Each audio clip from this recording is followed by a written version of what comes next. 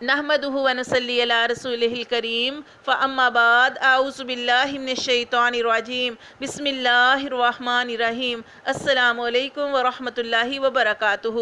آج کا ٹاپک ہے عشرۂ ذو الحجہ کی فضیلت۔ جس طرح رمضان المبارک میں نیک اعمال کرتے ہیں تو اللہ تعالیٰ کئی گنا اجر بڑھا کے دیتے ہیں۔ جیسے رمضان کے اندر انسان اگر نفل پڑھتا ہے تو اللہ تعالیٰ فرض کے برابر ثواب عطا فرماتے ہیں، اور اگر انسان فرض پڑھتا ہے تو اس کا ثواب 70 فرائض کے برابر ملتا ہے۔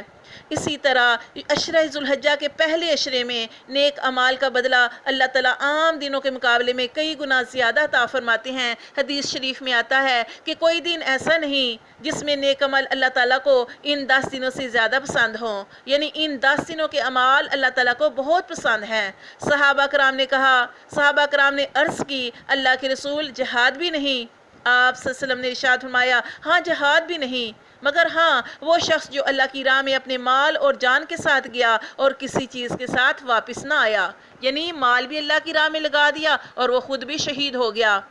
اس مہینے کی فضیلت کا پتہ ہمیں قرآن مجید سے چلتا ہے کہ اللہ تعالیٰ نے سورۃ فجر میں ان 10 دنوں کی قسم اٹھائی ہے۔ اس کے علاوہ اس مہینے میں تمام بڑی عبادتیں اکٹھی ہو جاتی ہیں، یعنی اور 2 بڑے عمل جو ہیں حج اور قربانی، یہ 2 بڑے عمل ہیں جو اس مہینے میں جمع ہو جاتے ہیں۔ حج جو ہے وہ خوش قسمت ہوتے ہیں وہ لوگ جو اللہ تعالیٰ ان کو توفیق عطا فرماتا ہے، اپنے رستے کے لیے چنتا ہے۔ اس کے علاوہ قربانی کرنا حضرت ابراہیم اور حضرت اسماعیل علیہ السلام کے واقعے کی یاد تازہ ہوتی ہے۔ اسی طرح جب جانوروں کو دیکھیں تو ہمارے دلوں میں بھی یہ خیال آنا چاہیے کہ یہ تو اللہ کی راہ میں جا رہے ہیں، خوش قسمت ہیں یہ جانور جو اللہ کے رستے میں جا رہے ہیں۔ ہمیں یہ سوچنا ہے کہ ہماری موت کیسے ہوگی، کیا لوگوں کو خوش کرنے میں، نفس کو راضی کرنے میں، یا شیطان کی پیروی کرنے میں؟ ہمیں اس دن اللہ سے دعا کرنی چاہیے، اللہ ہمیں دین کے لیے قبول فرما، اللہ ہمیں عمل کی توفیق عطا فرما، اللہ ہماری موت بھی تیرے رستے میں آئے، آمین۔ ان دنوں کا افضل ترین عمل جو ہے وہ تکبیرات کا پڑھنا ہے۔ اللہ اکبر لا الہ الا اللہ اللہ اکبر وللہ الحمد۔ اس کے علاوہ یہ تکبیر بھی پڑھ سکتے ہیں، اللہ اکبر کبیرہ والحمد للہ کثیرہ وسبحان اللہ بکرۃ واصیلا۔ اللہ اکبر کبیرہ والحمد للہ کثیرہ وسبحان اللہ بکرۃ واصیلا۔ اگر یہ بھی نہ پڑھنا آئے تو پھر اللہ اکبر کبیرہ اللہ اکبر کبیرہ اللہ اکبر کبیرہ یہی پڑھتے رہیں۔ اس کے علاوہ لا الہ الا اللہ وحدہ لا شریک لہ لہ الملک ولہ الحمد وہو علی کل شیء قدیر، اس کا بھی اہتمام کریں۔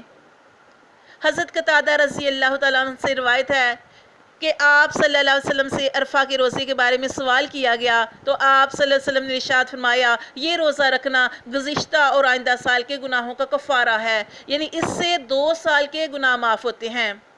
اس کے علاوہ عرفات کے دن اللہ تعالیٰ آسمان دنیا پر تشریف لاتے ہیں۔ آپ سارے جانتے ہیں کہ اللہ تعالیٰ ہر روز ہی آسمان دنیا پر نزول فرماتے ہیں، لیکن اللہ تعالیٰ کے نزول فرمانے کا وقت رات کا آخری پہر ہے، لیکن جب عرفات کا دن آتا ہے تو اللہ تعالیٰ عرفات کے دن کے وقت ہی آسمان دنیا پر نزول فرماتے ہیں، اور اللہ تعالیٰ فرشتوں کے سامنے فخر فرماتے ہیں۔ اللہ تعالیٰ فرماتے ہیں، میرے بندے میرے پاس کھلے اور گہرے رستے سے آئے، پراگندہ حالت میں، میل کچیل والے، تھکے ہارے پسینے والے، جو میری رحمت اور میری جنت کے طلبگار ہیں، انہیں اس میدان میں صرف میری رضا لے کے آئی ہے۔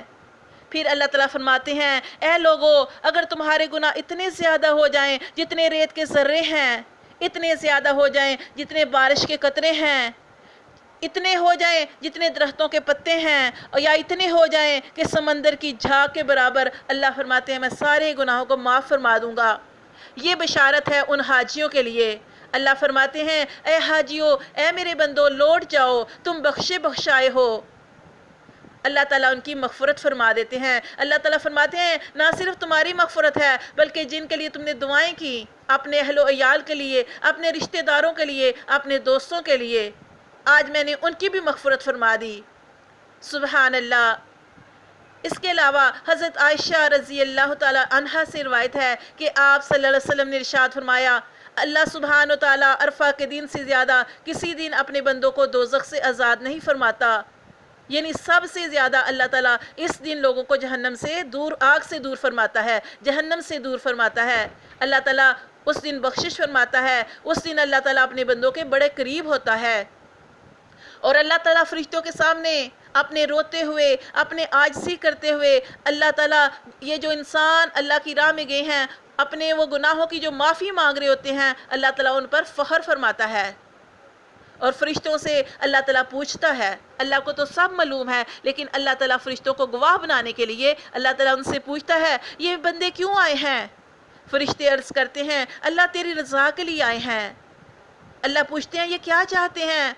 فرشتے کہتے ہیں، اللہ یہ گناہوں کی بخشش کے لیے آئے ہیں۔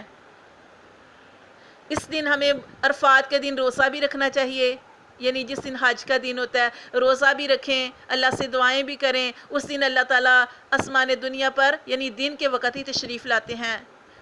جو لوگ نہیں جا سکتے ان کے لیے یہ ہے کہ وہ روزہ رکھیں اور اللہ تعالیٰ سے دعائیں کریں کہ اللہ تعالیٰ جیسے یہ حاجی دعائیں کر رہے ہیں، اللہ جیسے تو ان کی مغفرت فرما دے گا، اللہ تعالیٰ ہماری بھی مغفرت فرما دے۔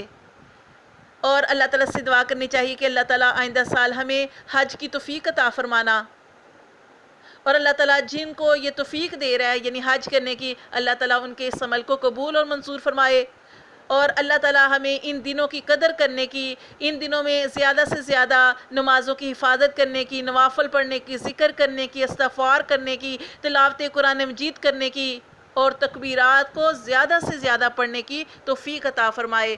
آمین ثم آمین۔ السلام علیکم ورحمۃ اللہ وبرکاتہ۔